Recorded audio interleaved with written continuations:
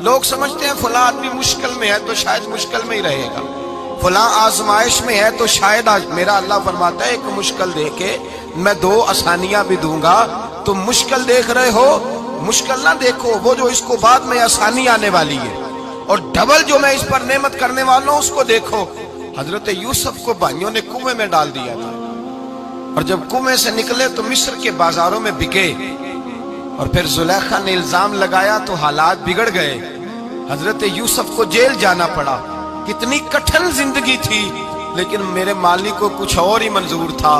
کنویں میں گرنے والے، بازار میں بکنے والے، جیل میں جانے والے، الزام لینے والے جناب یوسف کو رب کریم نے اسی مصر کا بادشاہ بنا دیا، اللہ پاک نے اسی مصر کا حکمران بنا دیا۔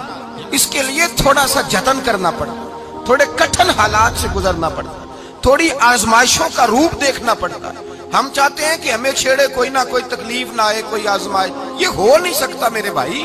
نامی کوئی بغیر مشقت نہیں ہوا، 100 بار جب عقیق کٹا تب جا کر نگی ہوا۔ ہم چاہتے ہیں کہ ہمیں کچھ بھی دقت نہ آئے، مشکلات نہ آئے، اور مشکلات تو انسان کو سنوارتی ہیں بھائی، وہ تو نکھارتی ہیں۔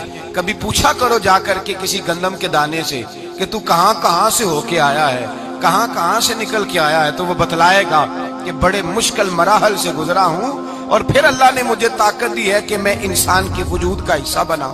تو بھائی کٹھن مراحل، آزمائشیں، تکلیفیں، یہ انسان کو بڑا انسان بنا دیتی، یہ اس کے لیے ترقیوں کا پیش خیمہ ہوتی۔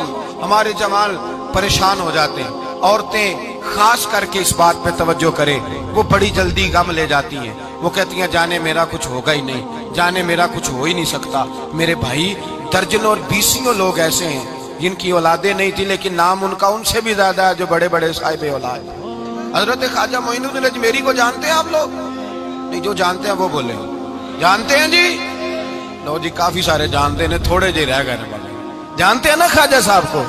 ان کے کسی بیٹے کو جانتے ہوں؟ نہیں جانتے، نہیں جانتے، نہیں جانتے آپ ان کے بیٹے کو۔ حضرت خواجہ معین الدین اجمیری رحمت اللہ تعالیٰ علیہ کے بیٹے کو نہیں جانتے، لیکن ویسے آپ ہندوستان میں کسی آدمی کو چھیڑ کے دیکھیں، وہ کہے گا میں خواجہ صاحب کا روحانی بیٹا ہوں، میں اولاد۔ حضرت غوث اعظم رضی اللہ تعالیٰ عنہ کی اولاد کو کم لوگ جانتے ہیں، لیکن آپ ویسے کسی کو پوچھ کے دیکھیں 11ویں والا پیر کون ہوتا ہے، ہر آدمی ہاتھ اٹھا کے بتائے گا خدا کے فضل سے ہم پر ہے سایہ غوث اعظم کا، ہمیں دونوں جہاں میں ہے سہارا غوث اعظم۔ لوگ جھوم کے بتلائیں میرے بھائی۔ یہاں لوگ پریشان ہو جاتے ہیں کہ اولاد ہوگی تو یہ ہوگا، فلاں ہوگا تو یہ ہوگا۔ بھائی ایسی کوئی بات نہیں، میرے پاس پیسے ہوتے تو میرا ابا بیماری سے فوت نہ ہوتا۔ جو مالدار ہوتے ہیں تو کیا وہ بچ جاتے ہیں؟ حضرت اسرائیل انہیں چھوڑ جاتے ہیں؟ او خدا کے بندے تو کیسی بات کر رہا ہے؟ یاد رکھ، یہ جو آزمائشیں ہوتی ہیں، یہ جو تکلیفیں ہوتی ہیں، یہ جو تھوڑے سے مشکل حالات ہوتے ہیں۔ حضرت یونس علیہ السلام کی دوستی ہوگی حضرت جبریل امین سے، تو جناب جبریل ملنے آئے۔ حضرت یونس علیہ السلام فرمانے لگے جبریل میرا دل کرتا ہے مجھے اس بندے کی ملاقات کرا جو اللہ کا سب سے زیادہ عبادت گزار بندہ ہے۔ حضرت جبریل امین لے گئے دور دور فلسطین کے علاقے میں، اور لے جا کر ایک بندے سے ملاقات کرائی جس کی دونوں آنکھیں بھی کوئی نہیں تھی، دونوں بازو بھی کوئی نہیں تھے، دونوں پیر بھی کوئی نہیں تھے، اور اس بندے کی زبان پر لفظ بڑا کیا جاری تھے، یا اللہ تیرا شکر ہے، یا اللہ تیرا، بول کے کہیے یا اللہ تیرا، اے اللہ تیرا شکر ہے۔ شکر شکر کر رہا تھا۔ حضرت جناب سیدنا یونس علیہ السلام کہنے لگے میں نے تجھے عبادت گزار کو ملانے کو کہا تھا، تو کہاں لے آیا؟ حضرت جبریل کہنے لگے یا یونس، یہ ہر چیز جانے کے باوجود اپنے رب کی رضا پہ راضی ہے۔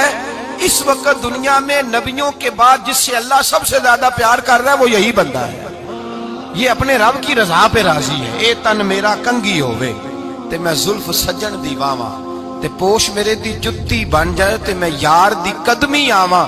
مارو مارو مینو مار مکاؤ، کوئی عذر نہ پیش لے آواں، تے جے سونا ہی میرے دکھ وچ راضی، جے سونا ہی میرے دکھ وچ راضی، جے سونا ہی میرے دکھ وچ راضی، تے میں سکھ نو چلے ڈاواں۔ مالک کی جب اس حال میں راضی ہے تو بس ٹھیک ہو گیا، ٹھیک ہو گیا۔ وصل اچھا ہے نہ فراق اچھا ہے، بس جس حال میں محبوب رکھے وہی حال اچھا ہے۔ بس جس حال میں انہوں نے رکھا بات ٹھیک ہو گئی. اس میں اب انسان شکوہ کرتے پھرے کہ یہ کس طرح ہے وہ کس طرح.